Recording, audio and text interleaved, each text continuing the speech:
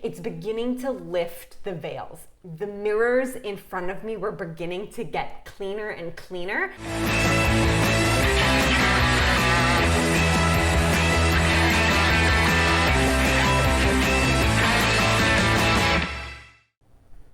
All right, here we are back with another episode of The Deep Life, and we are going to talk about continuing on the momentum mindset and kind of how we've evolved through spirituality and kind of setting ourselves apart from the typical dogma of health and fitness that we were stuck in for many, many years and kind of pulled ourselves out of and still continue to do so. Yeah. I think when you talk about like holistic health or holistic fitness or whatever you want to call it, like it's really quickly you realize that you can't separate your mind from your body. Yes. Like the physical, the mental, the spiritual. It's all so deeply interconnected. Yeah. And you always say like, you can't, what's the saying you say? You can't like punish yourself in the gym for hours to get like a body you want when your mind isn't wrapped around why you want to achieve that body in the first place, which is really the premise of this episode and how it comes. And that goes a lot for me too, because typically in society, the better you look, the more you're gonna be accepted. And that's like really hard to identify with and come to terms with. Like, not everybody should look the same or be the same. Right. Like, we're not the same. Different qualities, different shapes, different sizes, different colors, ethnicities is something beautifully, that should be beautifully embraced. And we have luckily found that out, but it took us a really long time. And so let's get into that. Yeah, it's been an interesting journey, because I think it's one that, like, I don't know how to put this, like it came about like wholly like organically. Yeah, it did. Yeah, we weren't really searching for it because we didn't know what we were searching for. Yeah, but it's like sort of with each step as we kind of learn something, and the same thing as what we said about like nutrition, the same thing about working out, where it's like as you start to uncover things and kind of peel back layers of the onion, so to speak, you realize, like, the more you learn, the more you realize you didn't know, kind of thing. Yeah. And I think we've just kind of kept finding the answers we didn't know we were looking for, and then with each one you kind of like find something else. And it's, I guess, always kind of come back to that idea of what you were talking about before, where it's like realizing that you can't punish yourself, you can't like hate yourself and get what you want at the same time. Like, it has to be about self-love, it has to be about like self-acceptance, and that's the only way that you can possibly love other people and accept other people. You can't have empathy without self-love and self-understanding. Right. It seems as though like it's the ego, it's really the ego that takes over the majority of that inner mind talk.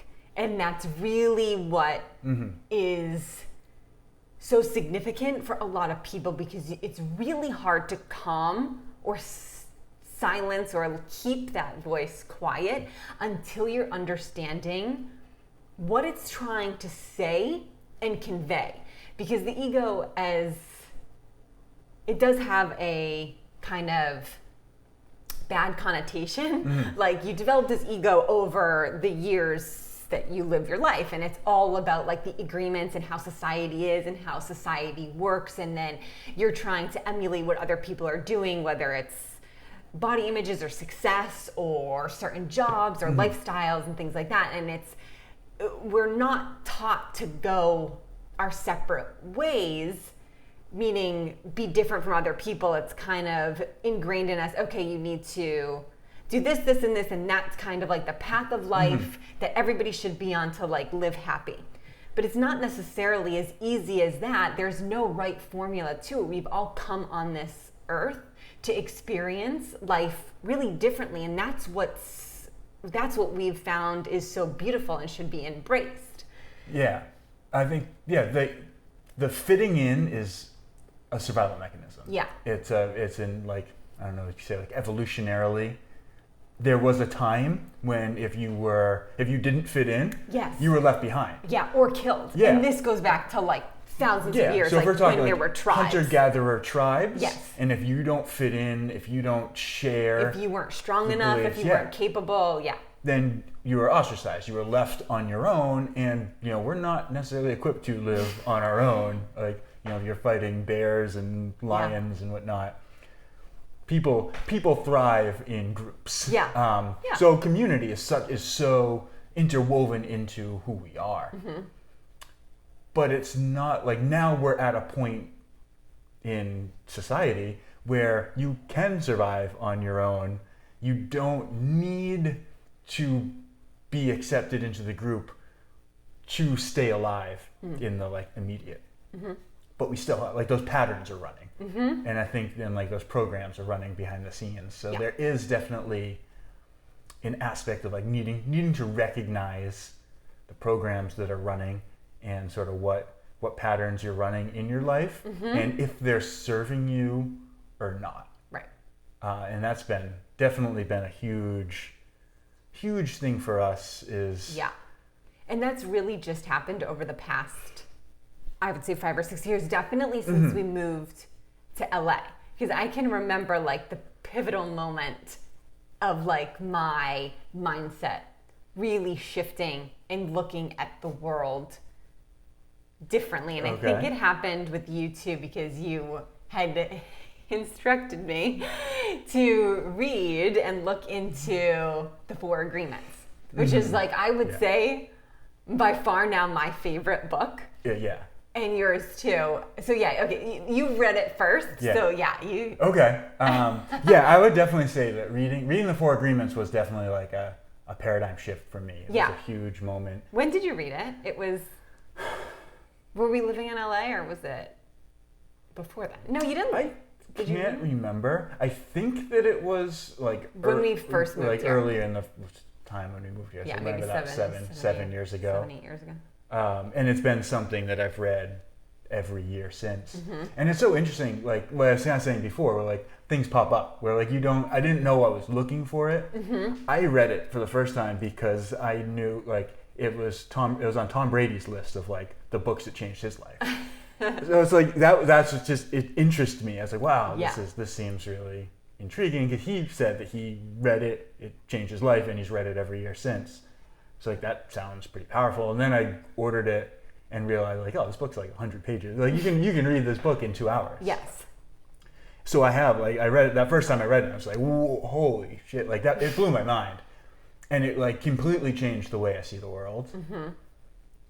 And then it had like, since then I have read it. I've read it every year, at least once a year since. Yeah. So it's hard to keep track of when I read it, because I've read it so many times, and every time I go back to it, I get more out of it. Mm-hmm. But I remember, I think for a couple of years. Yeah. I told you to read it, and I remember we were on a plane, I think, the first time, because because it's such a short book, like if we're still flying cross country, I always have it with me, because it's the easiest thing to pull out on a plane, and you can just blow through like this 2-hour book. So you were, out of things to read, and you needed something on the plane. I remember handing it to you, and it did not last long. I read like the first 2 sentences, and I was like, what the F is this? I closed it. I was like, I don't even understand it. Mm-hmm. But I actually love that moment, and I love going back to it and talking about the experience, because it was something, it's kind of like the evolution that we've gone on. Like, you've always been a step or 2 ahead of me in your journey, and like it's okay, because I'm learning and emulating the things that you're learning, and you've allowed me to go at my own pace, which I think is like so amazing, because you can't force yourself or someone else to do something when you're not ready for it. So at that time, I think it was probably like four years ago maybe, I was not ready to comprehend or understand that book, because in my mind, I couldn't understand it. Mm-hmm. Like, I think the first sentence, I'm not ruining it for the people who haven't read it, but the first sentence says like, this is a dream. like life is a dream. And I was just like, what is this person talking about? This isn't this is life. Like, I'm awake. But now I totally get it. And I just, at that time, like I said, I wasn't ready to understand it. I wasn't ready evolutionary on this journey of health and wellness that we were on. And it didn't, I think it came like either a year later or months and months later.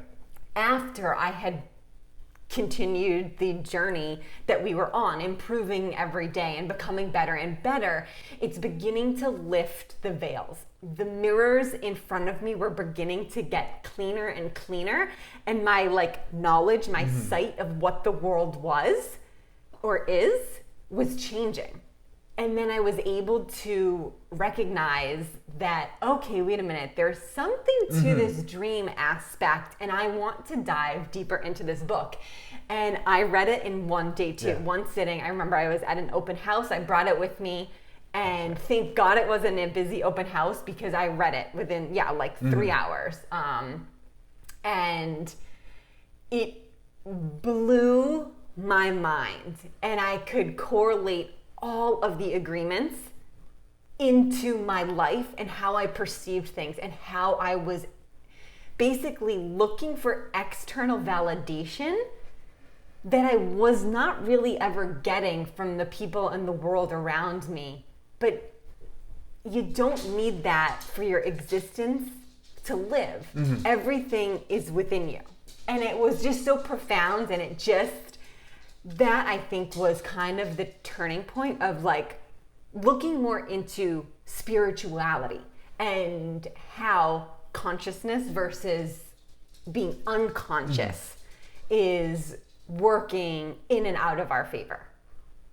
Yeah.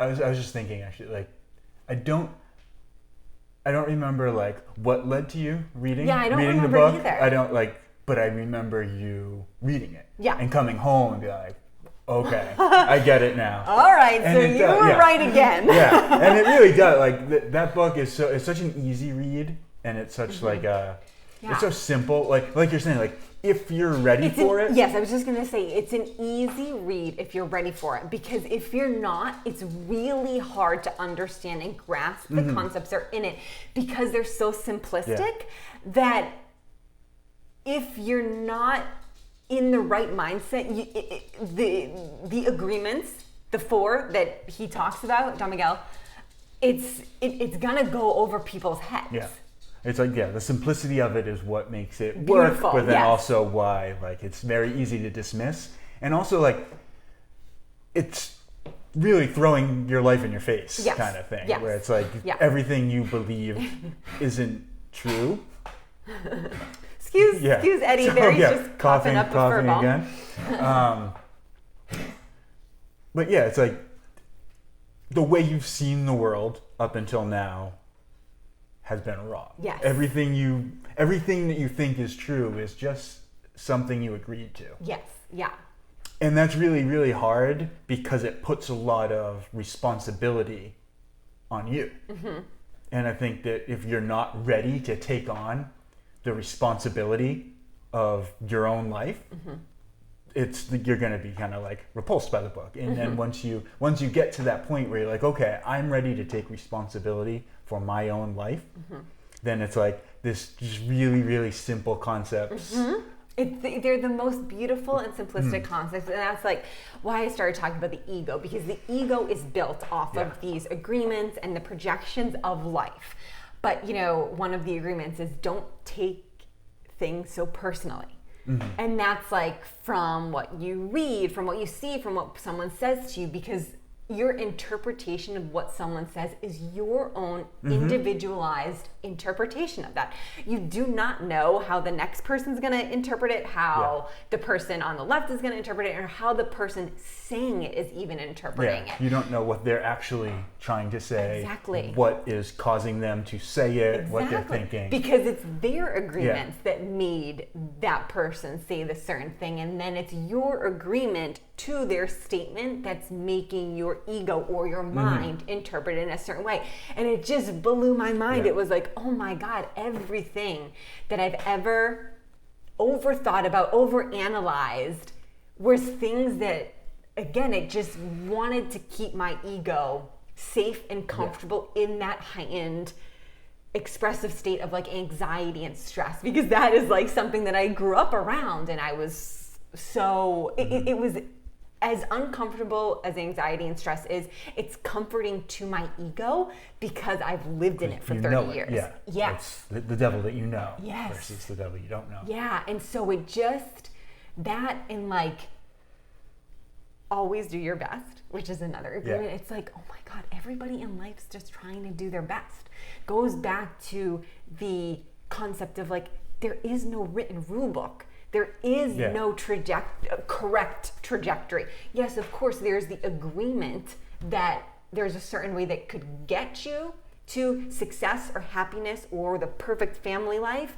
But just because that worked for one person doesn't necessarily mean it's going to work for you. And it's like, oh my gosh, wait a minute, I'm copying everything that everybody's telling me to do simply because they're told me to do it, and that like my projection of them is being happy. And it just, again, I'm blowing my mind saying these things. But I already know it. What is the perfect life? What's the perfect job? What is success? What's a family? Yeah, and I think that that's what really made us come together even stronger after that point, because then we were able to have this conversation. And that's how, like, again, the momentum mindset built, because we were able to go deep within these conversations and then really get down to the vulnerability of each of our lives. Like, yes, we've been together for so long and have created the lifestyle that we were, but we were able to get deeper and deeper and deeper into that after lifting these kind of projections on what we thought our relationship should be and what we thought like life should be.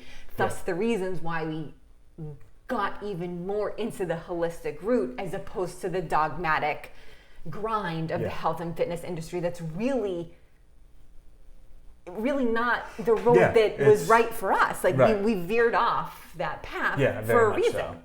And I think we found so much like joy in doing that. Yeah. That has, clearly been worth it, and clearly like it is our path. And everybody's gonna find their own path and their own way.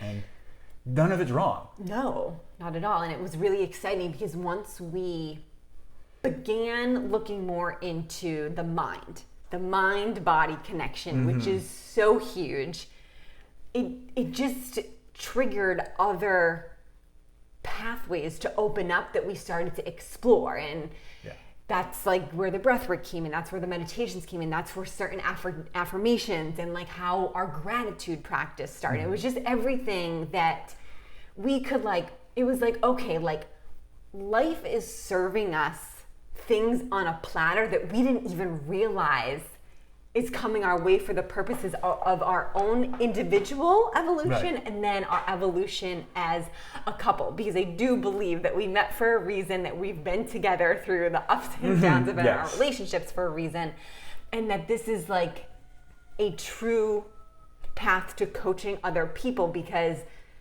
we were so entrenched in making ourselves, or at least for myself, making myself like look better and feel better, but the feel better aspect wasn't always coming with the amount of hours I was putting in the gym and the quality of food that I was eating. It came really after realizing and becoming an ally and a co-creator with my mind, as opposed to separating the ego. It was really like, okay, you're a part of me, you're not going anywhere, I need to work with you. So let's work on this lifestyle together. Yeah, I think that's so beautifully put, because it's what I mentioned before. It's like you can't separate the physical from the mental. You can't separate the mental from the spiritual. If all you're doing is working out, you're going to hit a wall. At some point, like, what's the point? It's like there needs to be a much deeper like drive and purpose that you're like 100% committed to. You need to have like that one thing that you love more than anything that you will train for no matter what. And it's the same thing, like you have to have that so that you eat better or eat the way that you need to eat to support yourself to go to work and to earn a living, whatever that is. And you need to recognize, like, if, going to the office, for 10 hours a day, like you used to do, if that's supporting your soul, right, and the lessons that you need to be learning and the journey that you're on, and if most importantly, if that's supporting your dream, or if that's 10 hours a day that you're giving away and, essentially prostituting yourself, right, for somebody else to make money and have their dream or whatever. It was someone else's company, it wasn't mine. Yeah, absolutely. But I think once you are able to integrate all those things, once you're spiritually aligned with your physical practice, once you're physically aligned with your spiritual practice, once you're mentally on the right path to integrate both of those things and to learn new things and to question the things you already know. Yeah. Then all three can grow and get better. And that's where, like you said before, like this book that you had already picked up and tried to start reading and you were just like, no, this is absolutely not for me. 2 years later or whatever it was, you picked it up again because you were called to it. Yes. And it changed everything. It's the words didn't change, the book didn't change, but you changed. Which is exactly what changing your mindset does. Yes. That's what we're talking about when you say like a momentum mindset. It's building a mindset that wants to grow and to experience life in a different way, and fully committing and integrating all those different aspects. What do you always say? Everything. Oh, I was gonna say everything is everything. Yeah, that one. Yes, I was gonna say nothing changes if nothing changes. So within those 2 years, obviously, or year, whatever it was, I can't specifically pick out one instance. It was probably many, to be honest, many instances that changed my mindset. That, you were absolutely right. Like, okay, like now I'm ready, and my soul, the higher self that's within me, is really good. Or at least now I feel like I'm really good at knowing when I'm ready or when I'm not ready for something. Like it's very like, as you develop that relationship with the mind, you can correlate like what's the right direction, what's not ready for you yet, or for you to try it, or what's just not serving you, and leaving that behind. Because when you leave behind any bad habits or any negativity through your mind and body, whether that be like toxic news cycles or bad junk food, like when you allow that to release from yourself, your body, it's allowing new avenues and new portals to open for your mind to get new information in. And that's what I think it really was. It was as simple as that. Because I was so... All our ego really is determined to do is receive love and acceptance from other people and be in that comfort state of like what we know, and trying to emulate what everybody else is doing because they seem to be happy and on the right path. And so when we were both able to let that go, which we still I was just going to say, let's pump the brakes there. Like as we began to, began to. That's probably a better way to say that. But. As we began to, then we were able to stop worrying so much about what other people were going to think of us, and creating our own path in the way that we thought was correct for ourselves, and showing that there's a different avenue to try and to do, and this is how we did it. And that's, I think, where the coaching has evolved to. 100%. I do want to kind of pull back a little bit and just try to define some of these terms. There's a lot of things like talking about the soul and the higher self and the ego, where I think everybody almost has like a different definition of that. And ego specifically is one of those things where it's like, some people like, we use ego just like in society as sort of like, oh, like that guy's got an ego. Yes, very egotistical, But then like what we're referring to is more like, what do you call it, the small self, or the self with like the lowercase s, where it's just like your individual, like the personality Dan is my ego, my small self. Where it's like in this lifetime, who I've been is my ego, my soul or my higher self, like the self with the capital S, Yes. is the eternal, Yes. the eternal self. Like Yes. that's not Dan. That's right. that's this being that has come Yeah. through many lives, many iterations, is an aspect of Source or of God or whatever you want to call The divine, creator the of great all light. things, Yes. who's come to this realm now to experience life. Yeah. There's no right or wrong. It's like just to be and to experience and to feel feelings and to relate with other people and to taste things and to do all these kind of things. Have fun in the amusement park that is like the school of Earth. Yeah. But when I say like the ego, that's just like my character Yes. in this game. Yeah. So when my higher self came into form as Dan, that's what we're referring to as sort of Yes. the ego. Yes. And in that, it's like there's a lot of like these sort of like animalistic survival mechanisms in place. And agreements and projections. And yes, that's yes. So it's like I need to stay alive, I need to be accepted, I need to be loved. Yeah.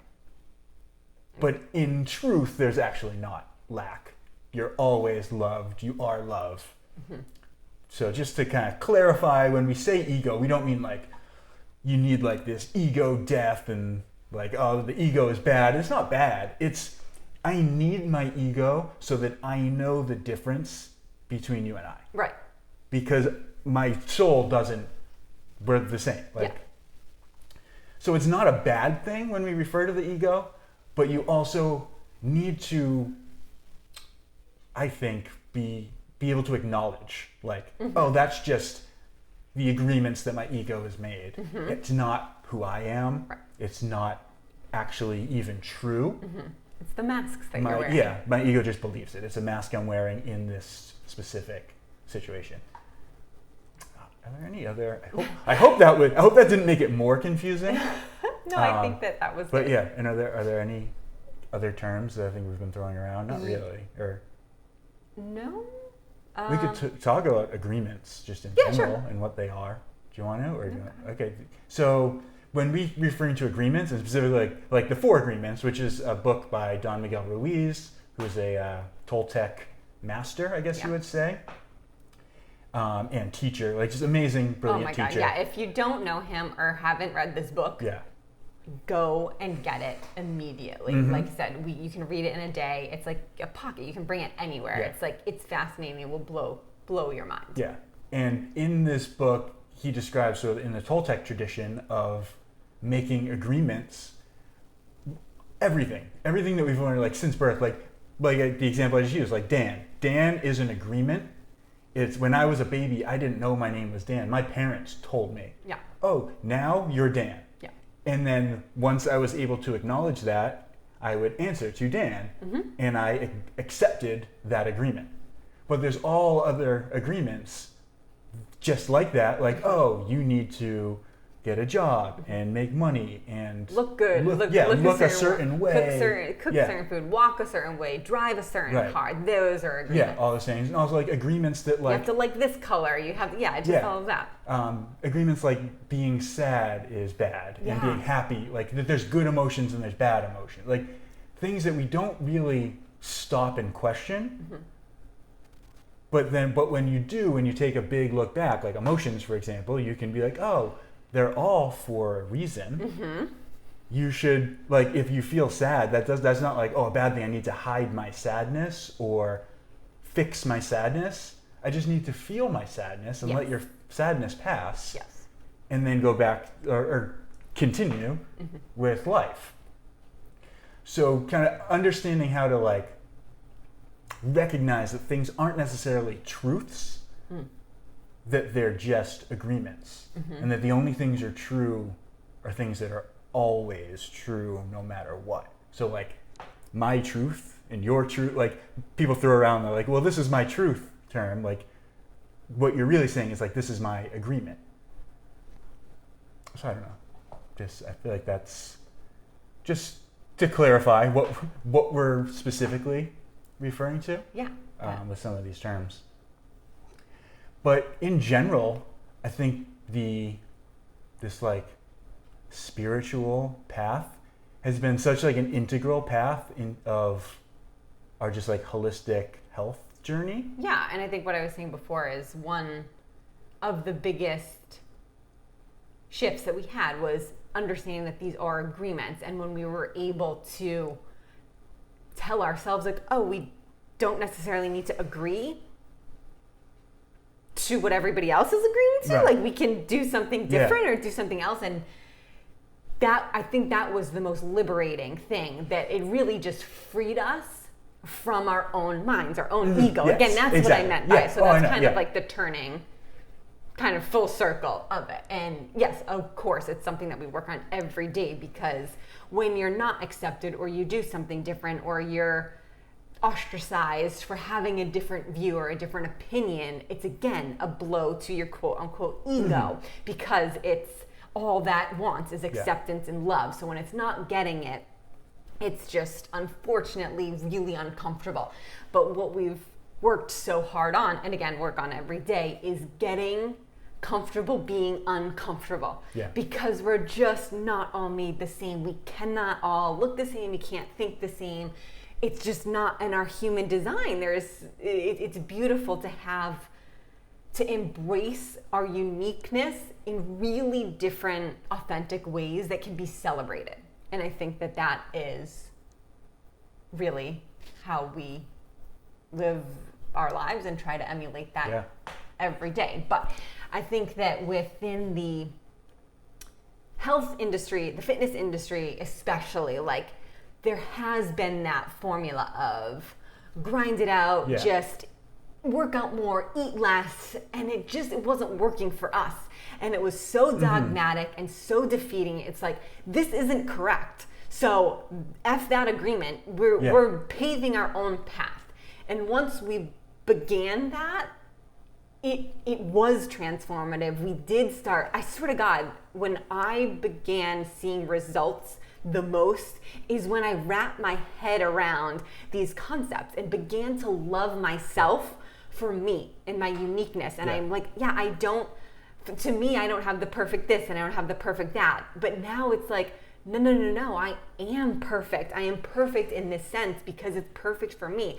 I don't want my nose and my hair and my butt to look exactly like, this celebrity or this influencer. I want it to be unique to myself because that's what makes me stand out. And I can finally say that now, but it's taken a really long time for me to be able to get to that point. I would think that you agree too, because we constantly just are comparing ourselves to what others look like, how people seem to feel, because we never really know how people feel inside. But like, assuming, this person like looks happier, they're projecting their lives so perfectly on social media. Like, I have to follow what they're doing, and you get into this rat race of, it's like a never-ending hamster wheel. It's exactly what it is. And like you were saying before, the fitness industry like buys into, not so much even buys into that, like perpetuates that cycle of lack is what it is. You're missing something,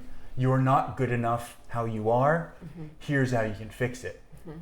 And it's a constant cycle where it's like no matter how hard you're working, there's always someone who looks better. There's always somebody, you're gonna see them in the ads, you're gonna see them whatever, like you on Instagram, everybody looks amazing.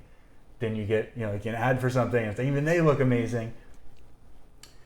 And then you start to feel good about yourself because you're getting closer to that ideal, but then it changes. And it's like, then you see The Rock, and he looks ridiculous. It's like another person who looks even better than all the other people. And it can be so unbelievably frustrating until, like you're saying before, once you like recognize that that's somebody else's agreement and that you are perfect. There is no lack, that you're perfect the way you are, and if you can love yourself for who you are, then you're going to choose to take care of yourself. And when you're doing things because you love yourself and want to take care of yourself, then you start manifesting health. You start manifesting the body that you want. You start manifesting this like wellness. Yes.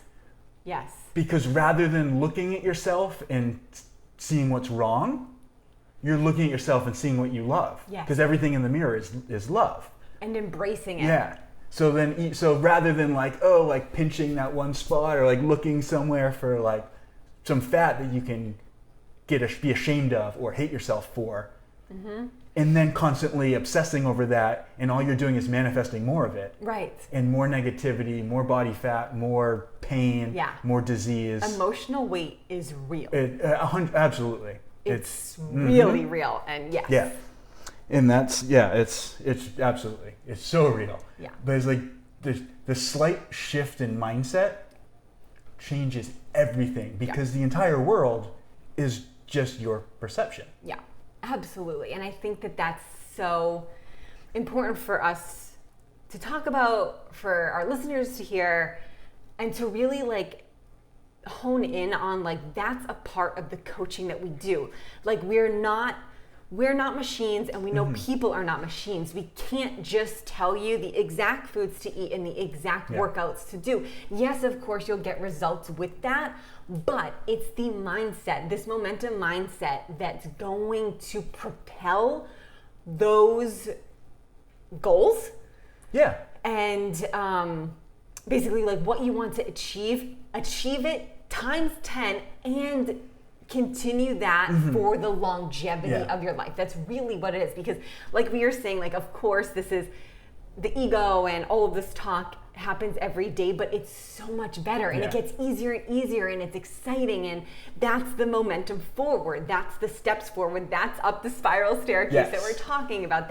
This is really exciting, and it can be really scary. Like I said, when you're not ready, you know. You're not ready for it. But when you are ready for it, you're also going to know, you're going to know, and then that's going to set your soul on fire, because it connects you to that higher self, that higher power that's within you. Yeah. The universe is always going to present you with exactly what you need in every moment. So when you can get your mindset into a place that is looking for that, looking for opportunity, looking for, the perfect situation for that moment, not forever, not for whatever somebody told you is the perfect moment, but just the perfect next step is always going to be there when you know to look for it and to keep walking, I guess, keep taking steps. That's how you build momentum.